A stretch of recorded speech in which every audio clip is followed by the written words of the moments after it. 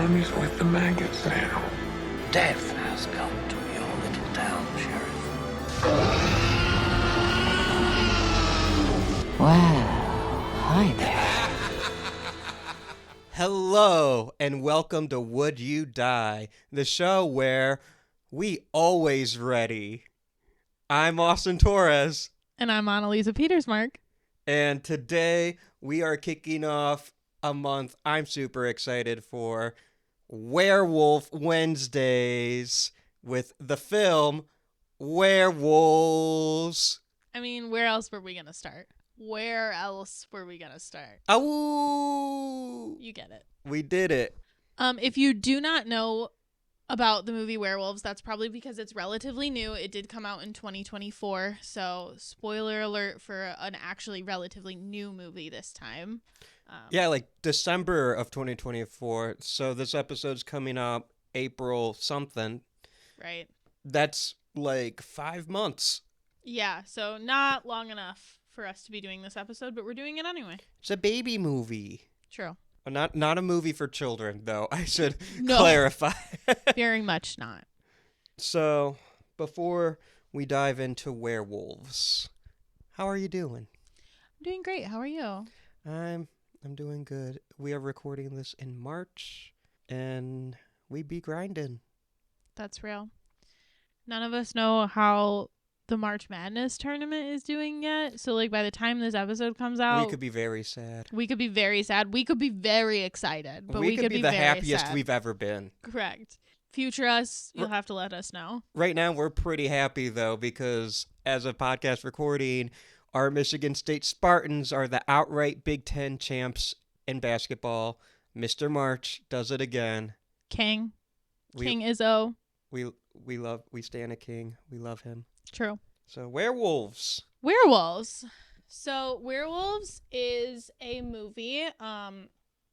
It feels like a movie. I'm sorry, I didn't mean to go there. Does it feel like a movie? It really doesn't, actually. I'm going to take that back.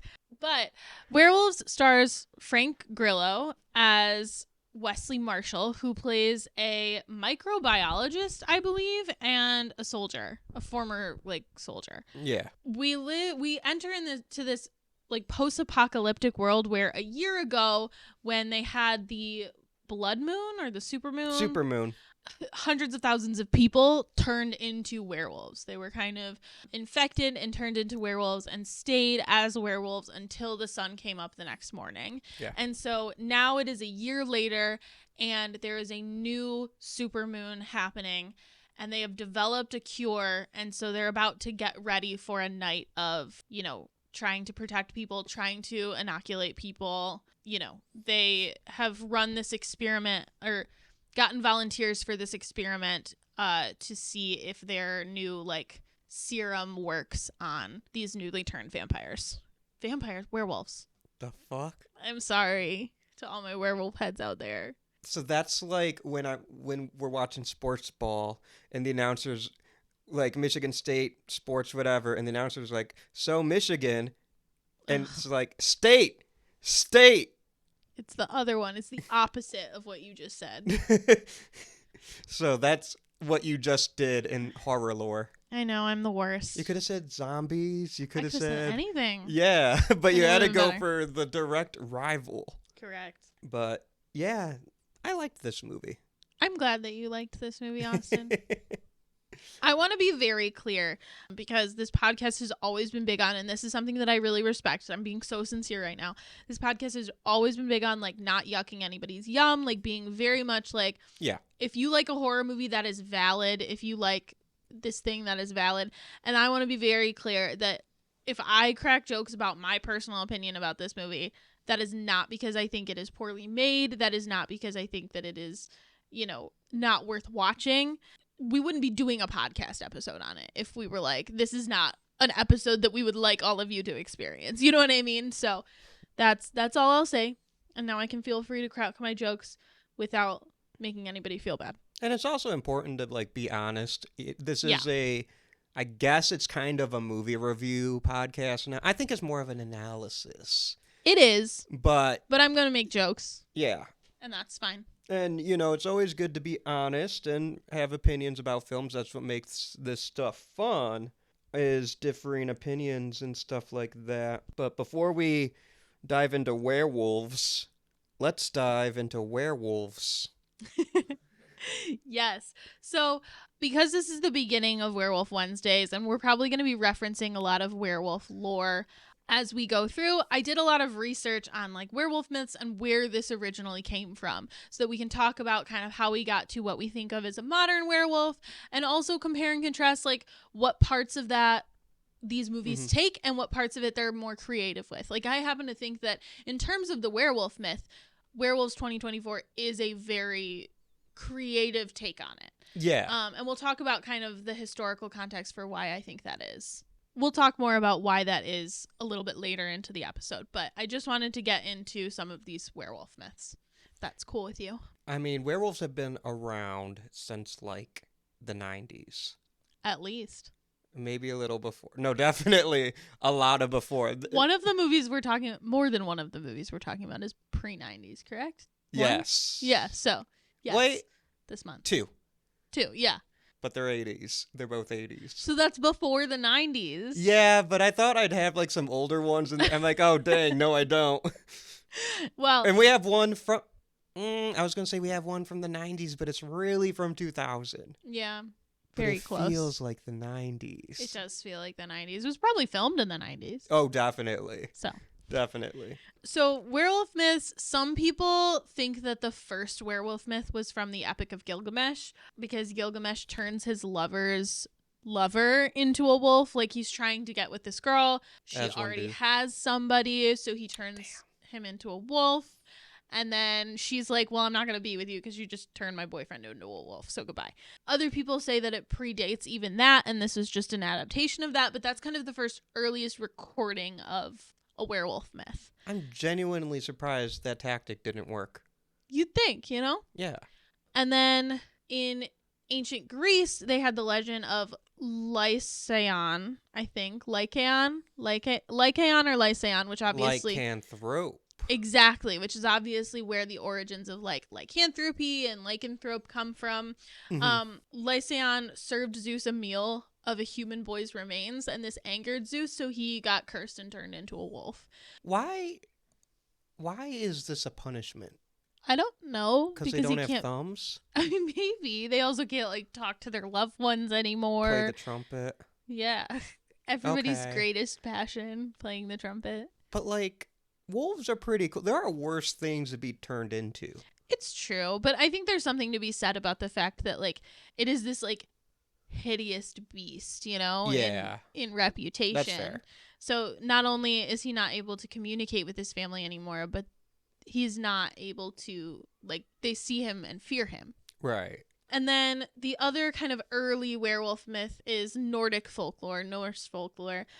In the saga of the Volsungs, there is this tale of a father and son who discover wolf pelts, and they're able to transform into wolves for 10 days, which I think is pretty cool. It kind of reminds me of like selkies, which are I don't know what those are. they're the same thing. They just have seal pelts, and they can go into the water and become seals, and then when they come on land, if you steal their pelts, you like own them. They become like human women and you own them. It's really sad, but it kind of reminded me of this story, which is a much cooler version of that, like a much less sad version of that. Wow.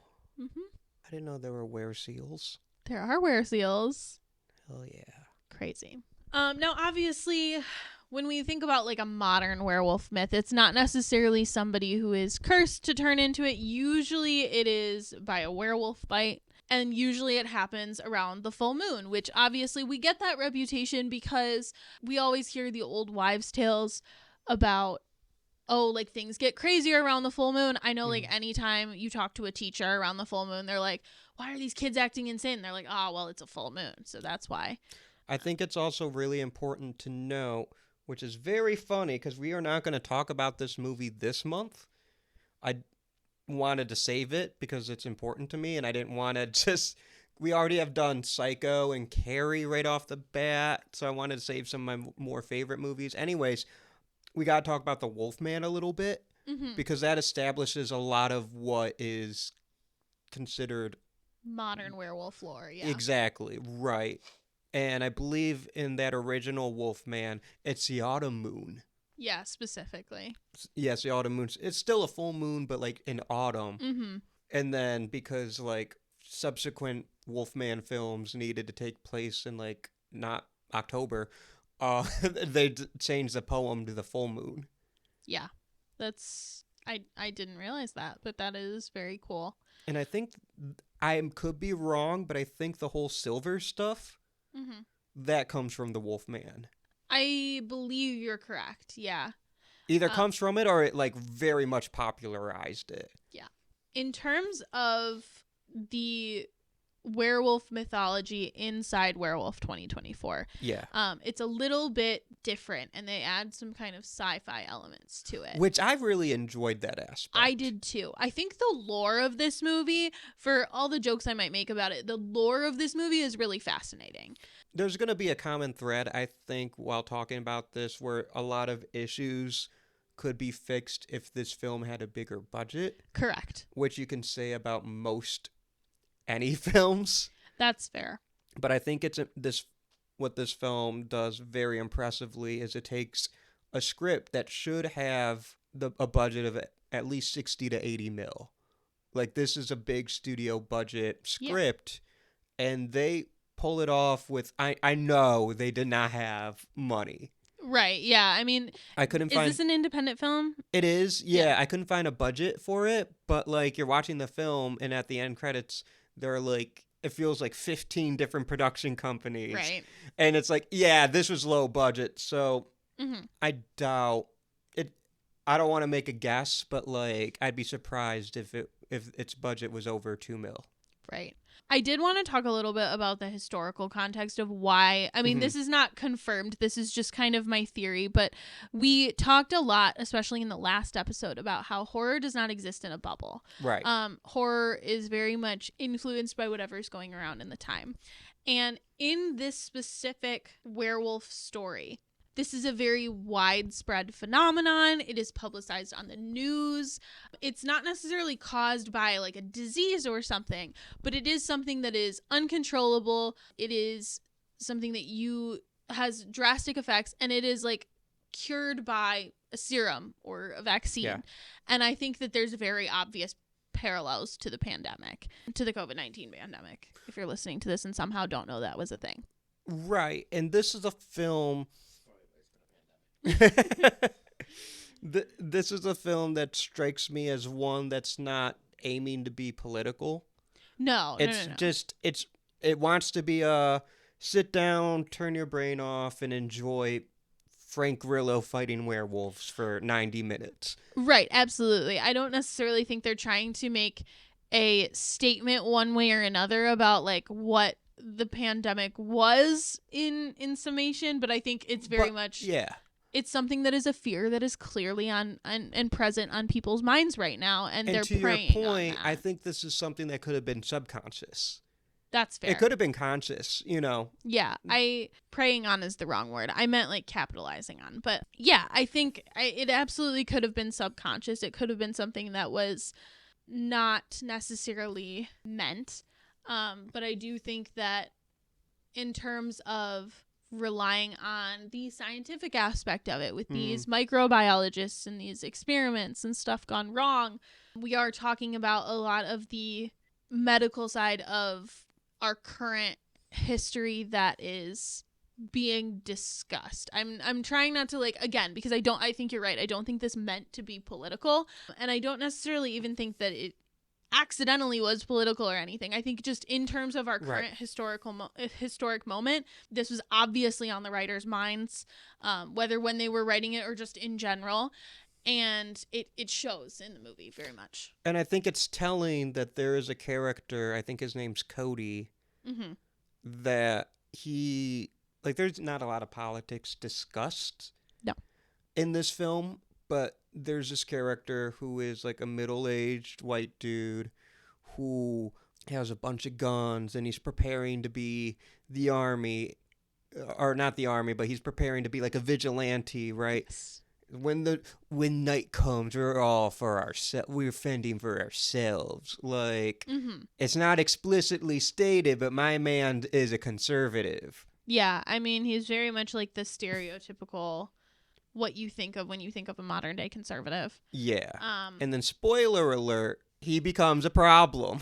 Yes, he does. And he's honestly one of my favorite elements of the movie, I think. His character is really interesting to I don't know kind the of actor who explore. plays him, but I thought he did a good job. Yeah, excellent.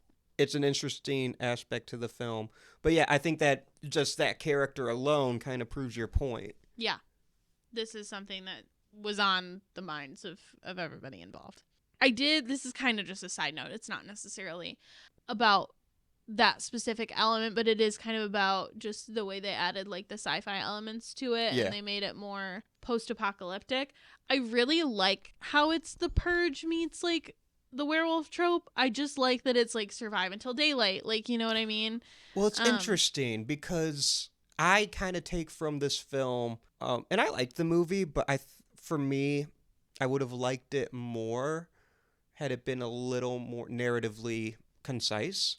Fair. I think there are two separate movies, like Frankensteined into one here. I agree. And one of them is basically aliens with werewolves, and the other is The Purge with werewolves. Right. They're both badass. It gave me a lot of, like, from dusk till dawn vibes. I could see that. Yeah. I could see that for sure. I saw a little bit of Daybreakers in there, which is like a deep cut pull.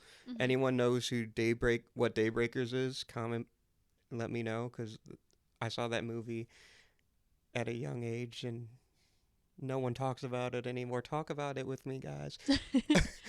I agree with you. So, like, let's kind of dive into the two narratives here for a second. If I'm understanding you correctly, the first narrative we're talking about is, like, the scientific aspect. Yeah. Correct? Yeah. So, again, I don't want to get too bogged down because, like, this It's is like not... Frank Grillo's main storyline. Right. This is not, like, a movie recap podcast, but basically, Frank Grillo's entire storyline is he and his team have created this serum. Yeah. They ask for volunteers for people who turned last supermoon to come into the facility where, like, the lab where they have set up these, like, cages for them. They're going to turn, and then they're going to try to inoculate them with the serum and see if it works. And that goes wrong almost immediately. Like 100%. They all escape, basically, is the thing. And so he kind of has to see if the serum will work, get across town to his family simultaneously, like, trying to do the science thing, I guess. Yeah. And then the Purge storyline essentially is like his family, like when we cut back to them, see what they're up to, and they're trying to survive, like stay in the house, survive the incoming werewolves. Yeah. And I think it's funny that we covered Evil Dead Rise last week, and that's also like they're just trying to stay in their room, protect themselves from the Deadites. And it's like, Dead by dawn. Right. Make it to the night. So there's a little bit of Evil Dead there too. It's interesting because I watched both of these in the same day. I watched Evil Dead Rise and Werewolves in the same day. What a double feature. It was interesting. It was crazy to watch both of those because, yeah, there's a lot of similarities between those two. I did Hereditary and Evil Dead Rise in the same day. Nice. And there were parallels in those two as well. Right. But yeah, so I do think in terms of the two separate storylines, I definitely agree. I think sticking with one or the other would have been more compelling. Because I think they subtracted from each other. I agree. I think, they either should have focused on the scientific aspect, them in the lab, maybe had it more of a closed quarters things where they got out of the cages but stayed in the facility somehow, Right. kind of like Aliens, like you were talking about, where it all is on the ship, You're always in like this closed quarters type deal with those movies. It could have, you know what? It could have been Frank Grillo. It could have been Frank Grillo versus werewolves in space. It could have been. That would have been dope. It's true. I mean, this movie still, I think, accomplished a lot for what it was Do I think maybe it bit off a little more than it could chew, Werewolf Pond? Hey. Yeah, no, I definitely agree. I did think that the storyline with the mother and daughter was really compelling and endearing. Always ready. Always ready. I don't know that I thought that it had enough juice to be more than about 15 minutes of the movie. Yeah. Because of the fact that it was mostly just, all right, we're hearing some rattling outside, hide in the closet. Okay, they're gone. Come back out. There's some good gore in this movie, too. Definitely. I mean, like, that's the thing, right? Is they could have done more with that storyline as well if they weren't also focused on the Frank Grillo part of it. Right. But, when the young neighbor is, like, trying to get in, it's like, don't let me in. Or, don't let her in. And this is, I thought, was a pretty good scene because he's speeding, trying to get to them. And he's like, don't let anyone in. And she's like, but it's our neighbor. I think Reagan is her name. Yeah, I think so. Gotta love an Exorcist nod. True. It's a horror movie. It's on purpose. Let's be real. Yeah. But, no, it's like, but it's Reagan. Gotta let her in. And then she just gets, like, demolished by this werewolf. I'm like, okay, that's a cool little guy. But then it like rips her back off. Yeah. And I was like, ugh. It's crazy. I wasn't expecting. I was like the Shaquille O'Neal. I didn't know your game, werewolves. Yeah. Yeah, I definitely was. Yeah, I mean, like, the thing is the practical effects on this movie for having the budget that they do, pretty damn good. I mean, the gore is pretty damn good. Yeah. I have some complaints about, like, the werewolf composition, but that's... Sometimes the werewolves look a little derpy. It's fine. But that makes me like the movie a little more, if I'm being perfectly honest. Can we talk about the earring? You mean the queen? What? Yeah.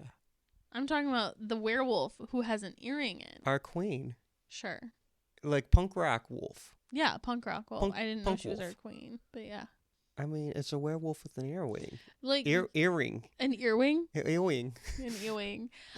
No, you're right. The werewolf. My mistake. Werewolf wear earring. The werewolf with the earring. Sorry, we have to stop. This is really good audio, I can tell. But yeah, so Too many W's.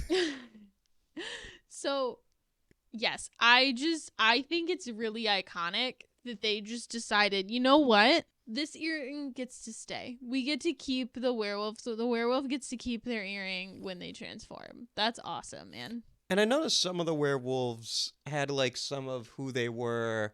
Like the spoiler alert, Mr. Cody turns into a werewolf and he's like the big bad. Mm-hmm. And before he got turned into a werewolf, he was wearing like armor because he thought that would help, and it didn't.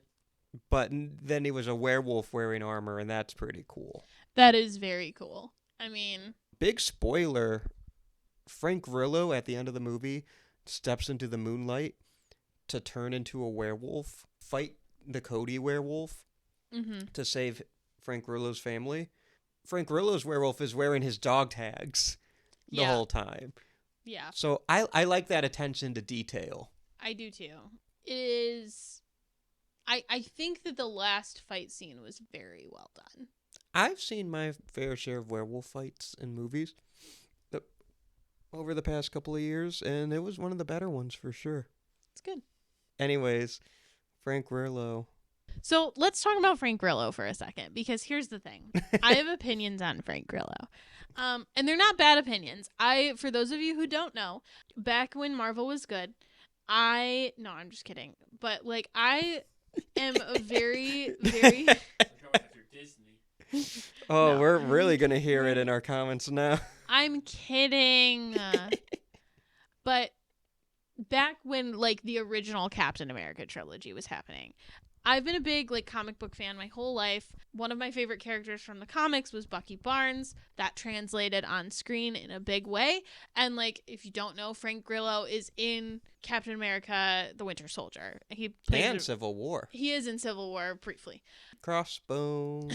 He plays like the main antagonist, or I guess the main physical antagonist. I don't necessarily know. He's kind of like the Darth Vader of Winter Soldier. Exactly. Yeah. To Robert Redford's Palpatine. Mm-hmm. Spoiler alert for a 10-year-old Marvel movie. For a 10-year-old Marvel movie that I'm pretty sure if you haven't seen, you've seen all the clips of. Somebody's like, Palpatine's the bad guy? Dude. Crazy. Spoiler alert for the Star Wars movies also, I guess. I think if we were living in the Star Wars universe, people would be like, Palpatine may say a bunch of shit, but I like his economic policies. Yeah, well, does that make Elon Anakin? This is not the point. Anyway, we're going back to Werewolves and Frank Grillo. You can cut that out if you want. But all I'm saying is I'm having discoveries. Anyway, so Frank Grillo is like you were saying, the Anakin to Robert Redford's Palpatine. Yeah. And he does, I mean, like, he's a phenomenal, like, bad guy. You know what I mean? Yeah. And I didn't necessarily know what to expect going into this movie because I haven't really seen him as anything other than Crossbones. Mm-hmm. I know he's been in other stuff, but I just haven't seen it. And so I was really interested to see kind of how he played a good guy. And it delighted me to find out that it's pretty much exactly the same as how he plays a bad guy, which is really fun. I really like his character. I think his character is really fun because I just think there's something about like a very gruff, serious, like microbiologist that is so funny and compelling to me. Like, I know people can be more than one thing. I understand that. But it is really funny to, like, watch him be like, I'm getting ready for work. And he's got, like, his guns and all his shit. And then he's like, come into the science lab to work on my vaccine. Like, no, so I just really like that. It's very much, he's in a couple of the Purge sequels. Mm-hmm. And those become action movies. Right. And the roles he has kind of reminds me of, like, 80s and 90s action hero roles. But very much so. Those movies don't really make as much money anymore, so they don't make those movies with as much money. But I think, like, the biggest action... Because, like, John Wick's a different thing. Right, that's true. Like, I'm talking, like, franchises. what Jason Statham is doing now. Mm-hmm. I think Jason Statham is the biggest of that kind of action movie at this moment. Right. And that's what Frank Grillo does very well, is that kind of Jason Statham. There's a specific role I am the best at playing. Yeah, I mean, he's very much, like you were saying, I mean, the roles that we're talking about, like Arnold Schwarzenegger, we're talking about like Dolph Lundgren, like those types of roles, Jean-Claude Van Damme. Like a lot of these one or two note actors. Although I do have to say, Arnold, I think, is actually a really good actor. I think so too. I'm gonna put an asterisk by Arnold because he hits all the notes. I agree. I mean, like, one of my favorite movies of his is the one where he's like, oh my gosh, it's a comedy movie with kids. Kindergarten Cop. I love Kindergarten Cop. I think he's an underappreciated comedic actor. I agree. But like Dwayne "The Rock" Johnson plays the same role. Yeah, exactly. In every. Yeah. And I mean, like, it's not bad. I don't think it's a bad thing, but I think, like, horror movies, those types of movies they're underrated. They're not necessarily getting all the love that some of the more mainstream movies are getting. And I think this is like a fun action horror. Yes. Which action horror is not a genre mashup you see often. Admittedly, it's not necessarily my favorite yeah. genre, but I do think that in terms of hitting all of the notes and hitting all of the tropes that people love to see in action horror, this is that. You know, I mean, like you were saying, the script gets a little messy because of not necessarily the dialogue, but the I don't think that it was like bad dialogue or whatever. No, but just the plot gets kind of overrun with the two different storylines. The werewolves kind of look a little funny in certain lights, but yeah, I mean, you're right. This is where Like, this is that sweet spot of that action horror movie. I think this is a perfect hanging out with your homies, cracking open a cold one. You know what I'm saying? Yes. Like, we're just here to party and watch fucking werewolves. Yep. It's one of those, like, party movies, you know? Like, movie night with the homies. It's kind of like a more elevated version of Birdemic. Sure. Like, it's got an actual plot, and it's, like, got an actual, like, cast and budget and everything, and it's not bad. But you know how Birdemic is, like, that movie where you're like, I gotta show you this movie. This is hilarious. Okay. This is Okay. This feels like that, but not necessarily like this is so bad it's funny, but just like this is fucking awesome. It's like Frank Grillo Yeah. just killing fucking werewolves and shit, and he's a microbiologist. I'm wondering if Birdemic was the best example I for think your it was. point. I think it was. But I think it was. I stand by what I fucking said. I Okay, love okay. Birdemic, and I show it to everybody. Congratulations. Thank you. We'll cover it in Bird Month. Okay. But I just had to make sure that was your best. That's what I meant, and that's what I said, and that's what I'm sticking with. Okay. No other. Oh, okay, fine. What do you think would have been better? Go ahead.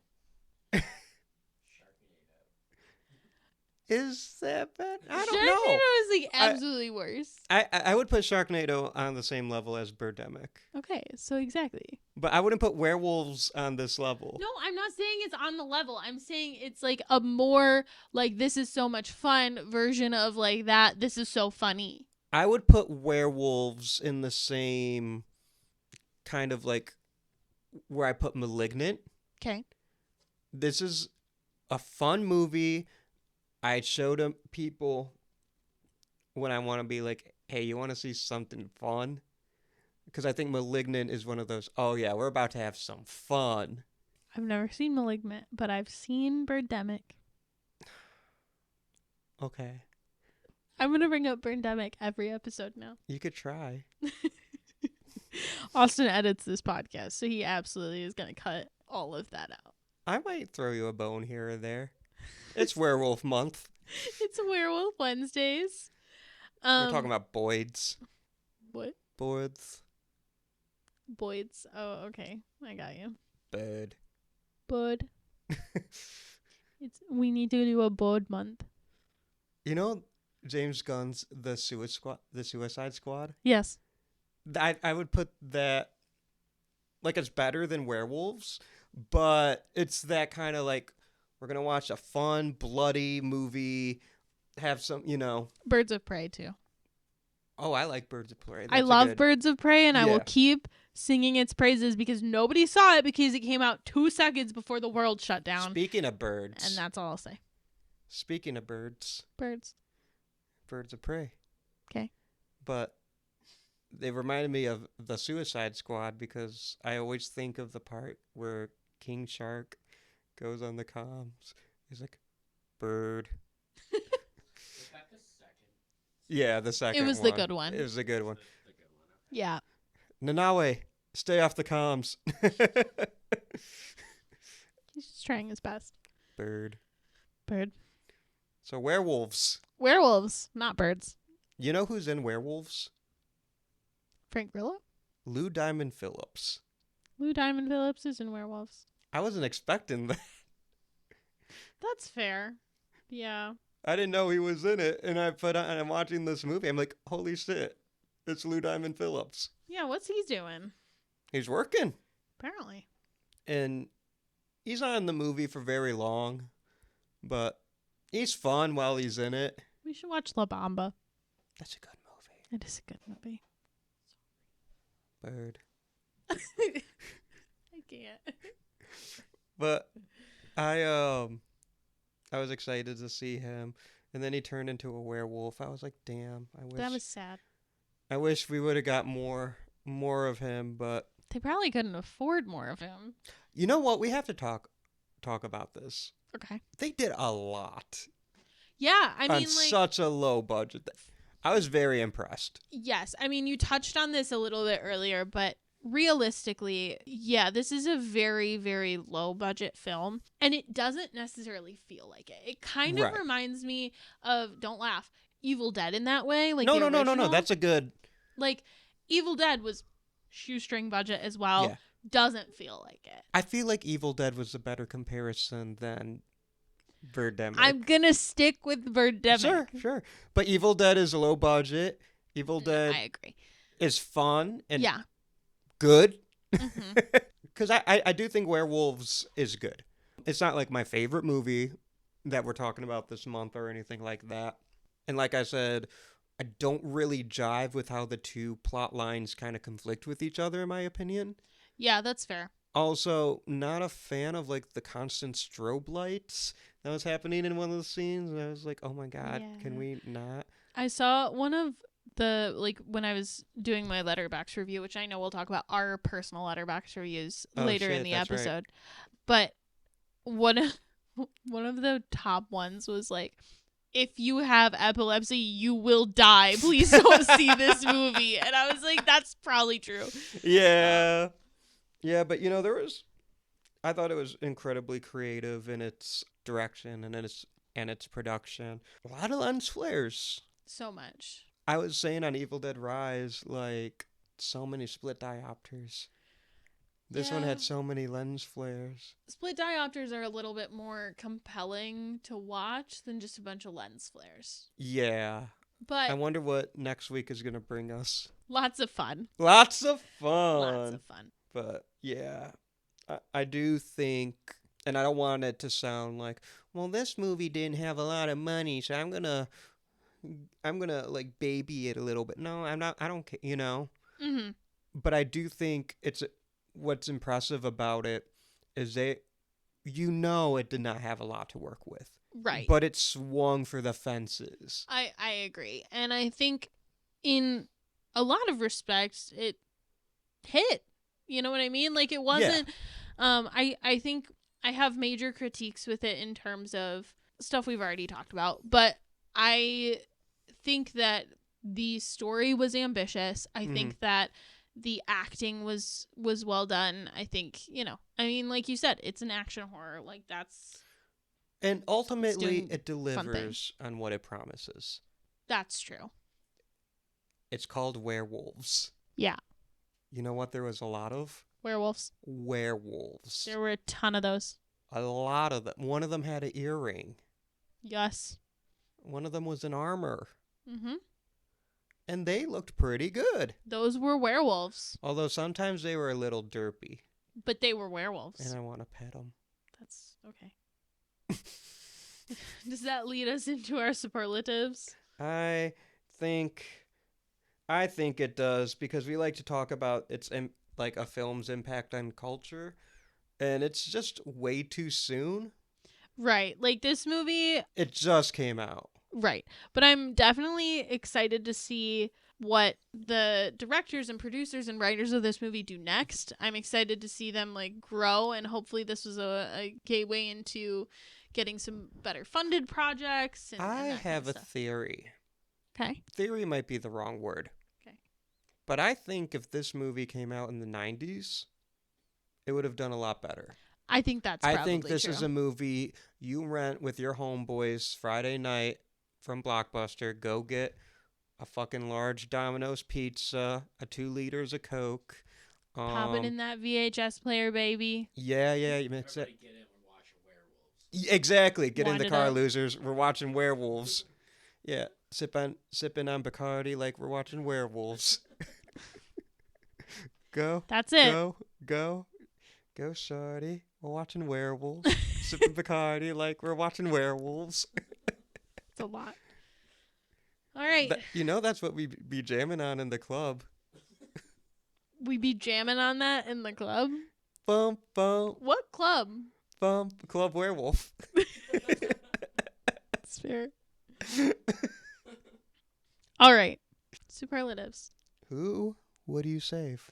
I would save Dr. Amy, who is Frank Grillo's, like, counterpart. I actually gasped when that happened. Yeah, Which was 'cause surprising me. you thought she was gonna last the whole way through, and, like, Yeah. she's killing it the whole time. I mean, like, she's not exactly I actually cared about what happened to her, and right. I kept thinking, oh, they're gonna bring her back. And they didn't, Mm-hmm. because the movie And is good. Yeah, they were not afraid of like emotional stakes, which I liked a lot. Yeah, and they didn't want to be cheap towards the audience, and I No. appreciate that. So yeah, I would save Amy. I loved her. I thought she was a phenomenal highlight in the movie. She deserved better, but that made the movie better. Correct. I would save Lou Diamond Phillips. Fair. Not his Not character. even the character. Just Lou Diamond Phillips. Come on, Yep. Lou Diamond Phillips. Let's get you out of here. I got you, homie.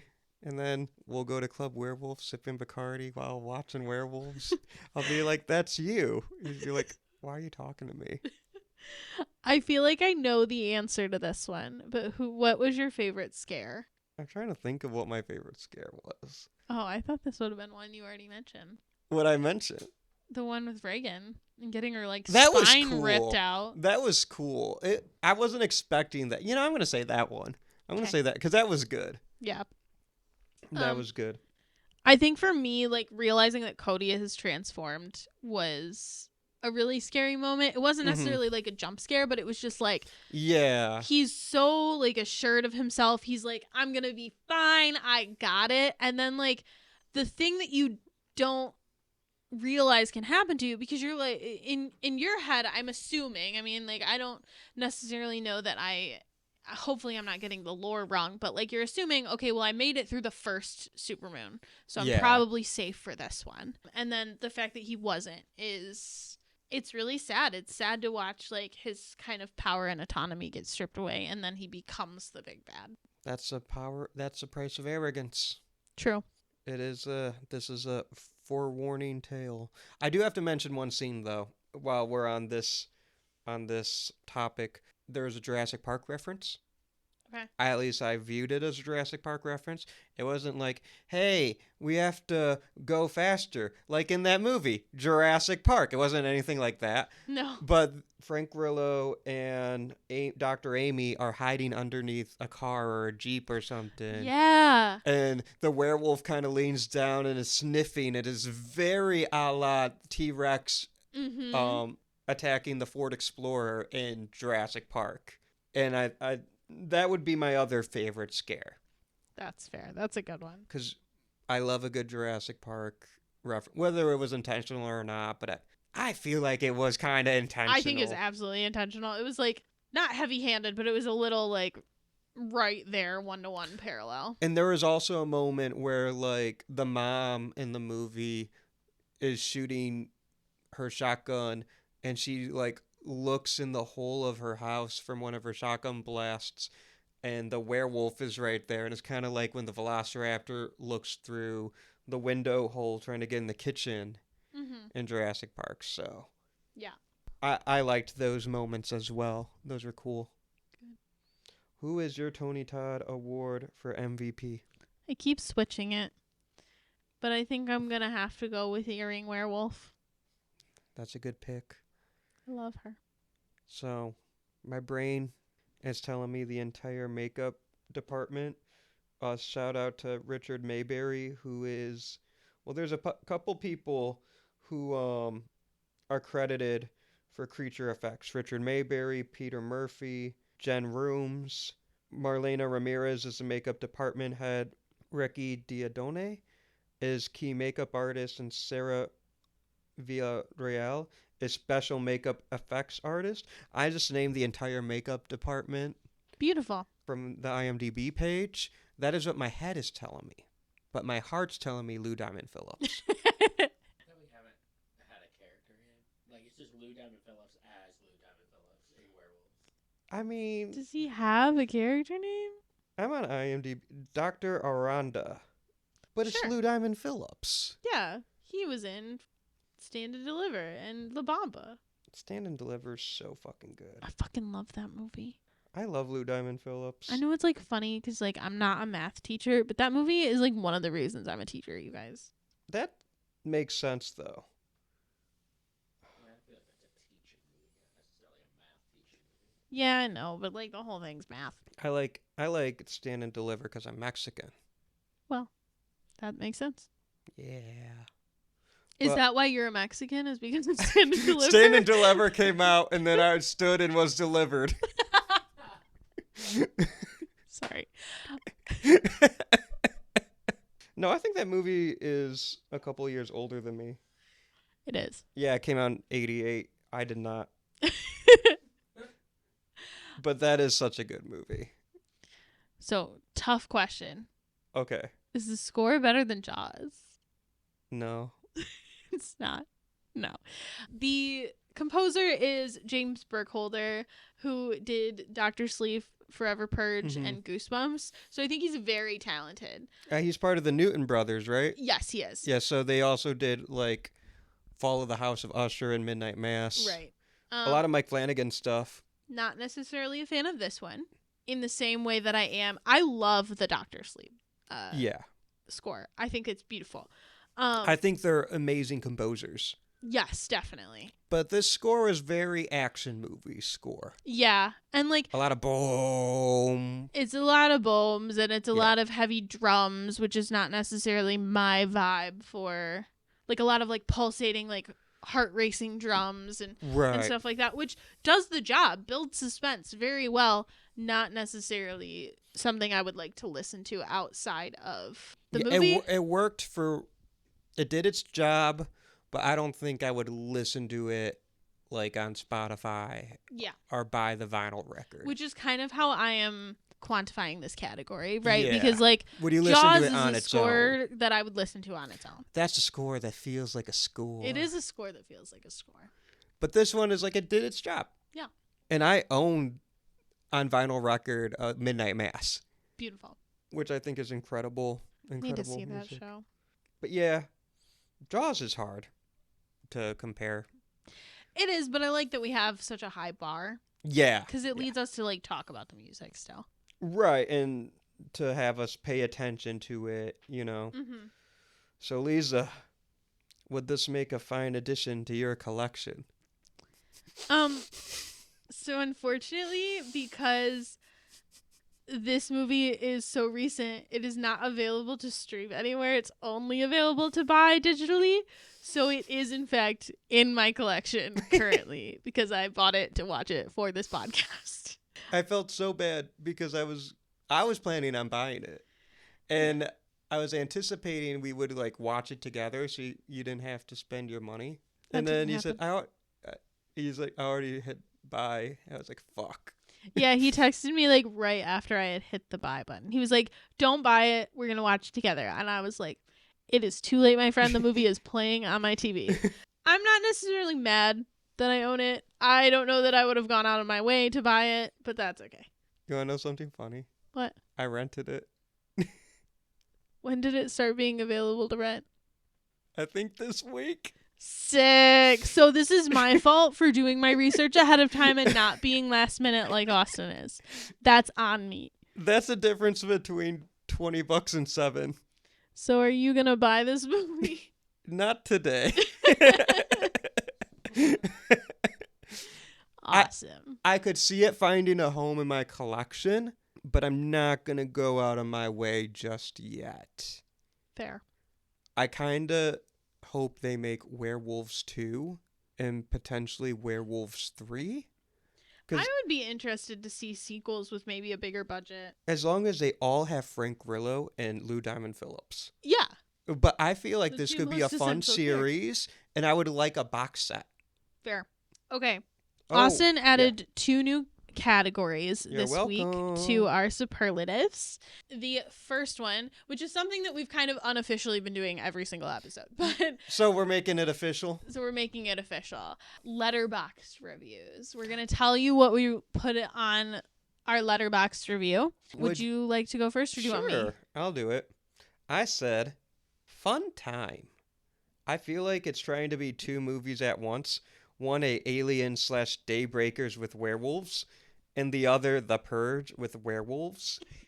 Sometimes this film feels very disjointed, but the creature effects are fantastic and the tone is just right. I should have watched this with friends.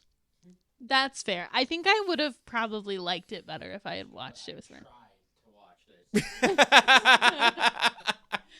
You did. You did try to watch it with friends. That's my Yep. My Letterboxd review is Frank Grillo plays one character every time, and he does it amazingly. Good job. And then in all caps, I put lens flares. Them lens flares, though. Damn lens flares, though. So, yeah, I like the movie. I think we're only going to go up this month. I agree. But that being said, I'm very happy I just threw this movie onto our list. Mm-hmm. I thought... it was fun. I'm not going to lie, guys. It was a gamble on my part. I knew it came out, and I said, good enough. We're rolling the dice here. I mean, it's good to get, especially when we're doing these categories, it's good to get something more recent on the docket. I feel like the most recent movie up to this date has been Evil Dead Rise, which was excellent and phenomenal, but this is a really true recent release, which is nice. And it's a true indie movie. Yes. Which I want to do. I want to highlight indie artists, and because they put a lot... they make such fantastic work with very little resources. And they don't have yes, they don't have a lot of resources to make the film, which is one thing, but they don't have the resources to promote it. Yeah, true. Like you look at recent Oscar winner Anora, which I thought was a fantastic film. I loved it. Was made for $6 million. Yeah. Its budgeting, like its marketing budget, was like 18, 20 mil. So... And you could tell it was everywhere. And it deservedly so. It was a great movie, like you said. But that's Neon. Everywhere, yeah. That's Neon kind of like, even though it's not on the level of, say, a Universal or a Disney, Neon's putting its studio weight behind Anora and got its Oscar win. Werewolves doesn't even have that. Right. So it was released in theaters on December 4th. I think it had a wide release, 2,000 screens, and I was planning on seeing it, but I don't think it was at my MJR too long. I think it was there, but yeah, I don't think it was there for like 1 week, maybe 2 weeks. It was December. I had a lot going on, so I missed it, and I was sad because I wanted to see it on the big. I might have liked it even more had I seen it on the big screen with friends. With friends. Or by myself. But, yeah, I enjoyed it, and I want to do... I mean, yeah, we'll talk about the Psychos and the Jaws and the Greats, but I want to talk about the scrappy ones, too, you know? Yeah. Like, Evil Dead is now considered a great, but Evil Dead started off like Werewolves. Well, that's the thing that I keep coming back to, is we would not have the Evil Dead franchise if it were not for... the small, scrappy indie movie that was The Evil Dead. Like, that just wouldn't exist. And so making sure that these movies get their flowers for when they're not able to promote it themselves is important. Exactly. So I'm very happy that the movie was fun. Yes. If this movie sucked, I would have been so mad. Yeah, I agree. Same. I have a brand new superlative for this month only. Exclusive. Werewolf Wednesday exclusive. I should have thought of a third W word. Werewolf Wednesday. Exclusive. Exclusive. I love it. On a scale of 1 to 10, would you pet these werewolves? So I said -11, except for the one with the earring. I'd pet them all, especially the one with the earring. Scale from Earwing. 1 to 10, from 0 to 10. Oh. 1 well, to you 10. have to ask me. On a scale from 1 to 10, would you pet these werewolves? Absolutely. Nice. I I think we know exactly how scales work. ABC. Easy as 1, 2, 3. Simple as do, re, mi. ABC. 1, 2, 3. You and me. No. Are those not the words? Well, you forgot the do, re, mi part. You did the do, re, mi. Well, yeah, but then when Fool there's the me. recap, then it's Oh, shit. ABC 1, 2, 3 do, re, mi, baby, you and me, girl. But yeah, I'll pet all these werewolves on a scale of 1 to 10. I pet all these werewolves, you know what I'm saying? I do. They're all good boys and girls. I don't think they Except are. for Cody. Cody tried to I eat wouldn't pet people. Cody. Would you pet Frank Grillo? Yes. Out of Werewolf? Wait, what? Like human Frank Grillo. I said yes. Okay. Just making As a sure. werewolf, I think so.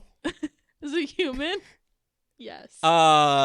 We watched the same movie, right? That's fair. Can we talk about how like he's just shirtless at the end of this movie? Yeah, And I it's mean, like- like, what are you gonna do if you don't have the obligatory, like, action hero has no shirt on scene?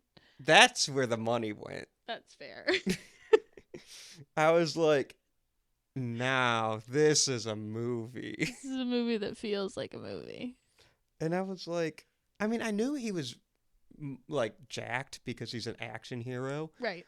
but I was still surprised, probably because I just watched this dope werewolf fight, but I was still surprised when he like didn't have a shirt. I was like, I didn't expect that. Like, even though I watched him tear his shirt open when he transformed into a werewolf. You did. Yeah, it is time. It is time. Would you die? I go back and forth on this one, and here's my thought process. I don't do well. I'm not a night person. I am a morning lady. And so I would for sure sleep through the whole thing.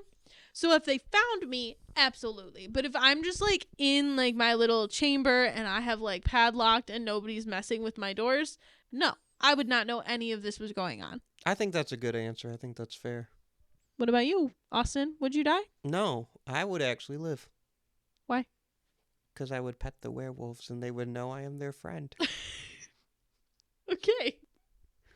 It's the level of delusion I aspire to live in always. They would like me. Okay.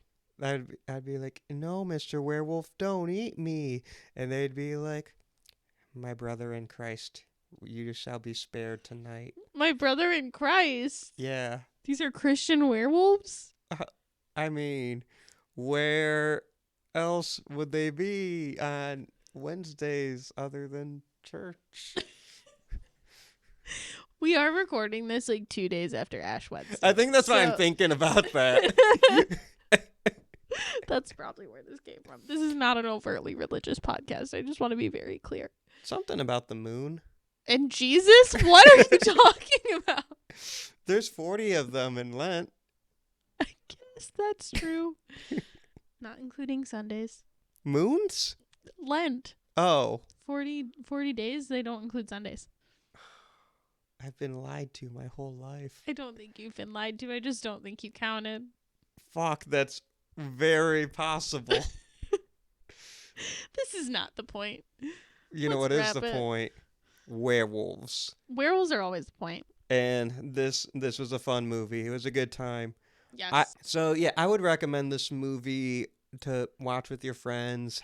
It's like a good order a pizza, get a couple of beers or beverages of your choice, and just hang out. This is when we should watch in our friend Doug's basement. Yes. That's going to have to be like a movie night we plan in the future. All right. So, yeah, this was a wonderful start to Werewolf Wednesdays. Oh. I am just beyond excited for this month. One of my favorite movies of all time is our next week's pick. Do you wanna mind if I announce it? spoil? I don't mind. Next week we are watching the 1980s version, the original version. I just have to be clear, of Teen Wolf, starring Oh. Michael J. Fox. Which is funny because he plays a wolf, not a fox. Ha! Hilarious.